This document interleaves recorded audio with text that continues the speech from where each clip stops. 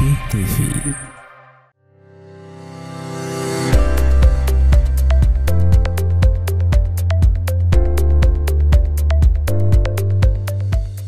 Bismillahirrahmanirrahim. Assalamualaikum warahmatullahi wabarakatuh. Alhamdulillahillazi anzala as-sakinata fi qulubil mu'minin liyasdadu imanan ma'imanihim. Asyhadu an la ilaha illallah wahdahu la syarikalah wa asyhadu anna Muhammadan abduhu wa rasuluh. Allahumma salli ala sayyidina Muhammad innaka Hamidum Majid, amma ba'du. Pemirsa El-Fatih TV yang dimuliakan Allah Subhanahu wa taala, kali ini kita bertemu dalam rubrik ruqyah syar'iyyah. Ya, bagaimana ruqyah itu dalam pandangan agama atau dalam pandangan syariah. Ruqyah sebagaimana dijelaskan oleh para ulama itu adalah jampi-jampi atau doa-doa yang dipanjatkan atau yang dibacakan kepada orang-orang yang sakit dengan tujuan pengobatan agar orang itu sembuh dengan izin Allah Subhanahu wa taala. Kita tahu bahwa metode pengobatan dalam agama itu banyak, ya. Di antara metode pengobatan yang disunnahkan oleh Nabi kita sallallahu alaihi wasallam adalah metode ruqyah, yaitu metode pembacaan doa-doa. Apa gitu doa-doa dalam bentuk bacaan-bacaan Al-Qur'an atau doa-doa yang diajarkan oleh Nabi kita Muhammad sallallahu alaihi wasallam atau doa-doa yang diajarkan oleh sahabat dan ulama-ulama lainnya. Ruqyah dilakukan untuk mengobati penyakit fisik maupun penyakit non fisik, ya. Penyakit fisik misalnya pada masa Rasulullah sallallahu alaihi wasallam itu ada sahabat yang meruqyah seorang kepala suku yang tergigit kalajengking yang berbisa. Akhirnya dia demam, kemudian berhari-hari tidak sembuh dengan obat-obat herbal yang digunakan oleh suku pada masa itu. Akhirnya seorang sahabat meruqyahnya dengan membacakan surah Al-Fatihah. Dan dengan izin Allah orang itu kemudian sembuh. Ali bin Abi Thalib juga pernah sakit mata, kemudian diruqyah oleh Rasulullah sallallahu alaihi wasallam. Ada istri Nabi juga yang pernah diruqyah oleh seorang wanita tua dari sebuah desa, diruqyah dan Rasulullah sallallahu alaihi wasallam mengetahui itu dan membiarkan. Nah itu. Jadi ada ruqyah untuk penyakit-penyakit fisik. Ada juga ruqyah untuk penyakit-penyakit yang non fisik, ya. Misalnya penyakit karena sihir, ya, penyakit karena santet atau penyakit karena guna-guna. Nah, itu juga bisa diobati dengan ruqyah. Kemudian ada juga penyakit yang sifatnya itu jiwa, ya, misalnya depresi, ya, anxiety, kemudian skizo, ya, skizofrenia itu bisa diobati dengan metode ruqyah, dengan membacakan ayat-ayat Al-Quran, dengan terapi air ruqyah, dengan terapi air daun bidara, dan lain sebagainya. Ada juga misalnya jenis santet yang kalau kita bahas di masyarakat itu ada jenis santet yang memisahkan suami istri, ya. Jadi tujuannya itu menceraikan pasangan suami istri. Ada juga santet atau guna-guna yang bertujuan itu menutup jodoh. Artinya ada seorang perempuan sudah dilamar berkali-kali tapi selalu saja gagal, ya, dan tanpa alasan yang susah diterima oleh akal sehat.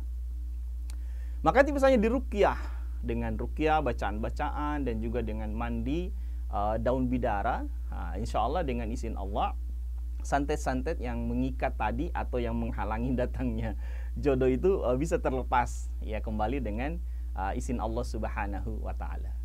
Para pemirsa El-Fatih TV yang dimuliakan Allah Subhanahu wa taala, itu sedikit tentang ruqyah. Kemudian yang kedua, mari kita fokus dengan ruqyah untuk mengobati orang-orang yang terkena sihir, santet atau gangguan-gangguan jin. Nah, apa sebenarnya ciri-ciri seseorang yang kena gangguan jin atau terkena sihir atau terkena santet?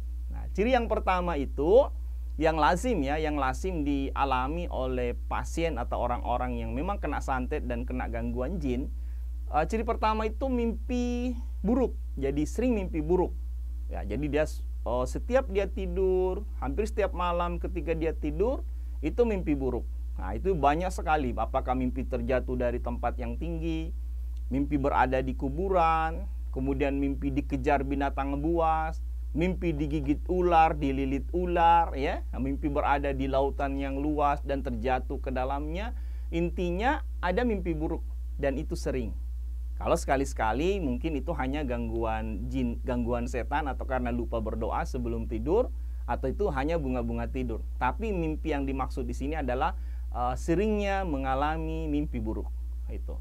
Kemudian yang kedua, ciri seseorang itu terkena sihir, santet, atau ada gangguan jin, itu ketika tadarus, ya, ketika membaca Al-Quran, biasanya ada perasaan yang tidak enak. Apakah kepala itu pusing, kepala sakit, kemudian mata terasa berat, selalu mau tidur, atau kadang juga menguap-menguap, atau ada juga kadang di bagian-bagian tubuh tertentu itu yang bergerak-bergerak atau berjalan seperti seekor cacing, ada juga seperti kedutan-kedutan, ya, pada bagian tubuh tertentu hanya ketika tadarus saja.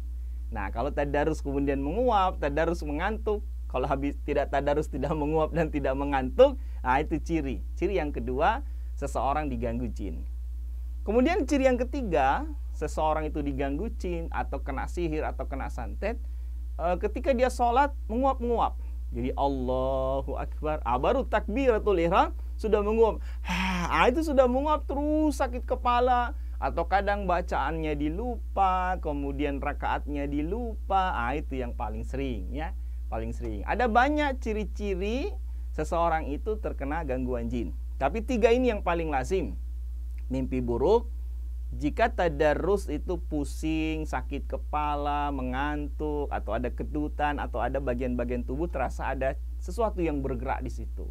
Yang ketiga, ketika sholat itu menguap, ya, sangat sering menguap, dan ciri-ciri yang lain. Nah, kalau ciri-ciri itu ada pada tubuh kita, maka kita harus segera melakukan ruqyah. Nah, ruqyah bisa dilakukan secara mandiri, dilakukan oleh diri kita sendiri. Dengan cara apa? Dengan cara membaca ayat-ayat ruqyah. Ya, tentu diawali dengan niat. Kita baca ayat-ayat Al-Quran, surah-surah di dalam Al-Quran dengan niat mengobati apa yang ada pada diri kita. Mengobati diri kita dari sihir, mengobati diri kita dari santet, atau berniat agar ayat-ayat tadi berfungsi untuk mengusir jin yang melekat atau yang menempel pada tubuh kita.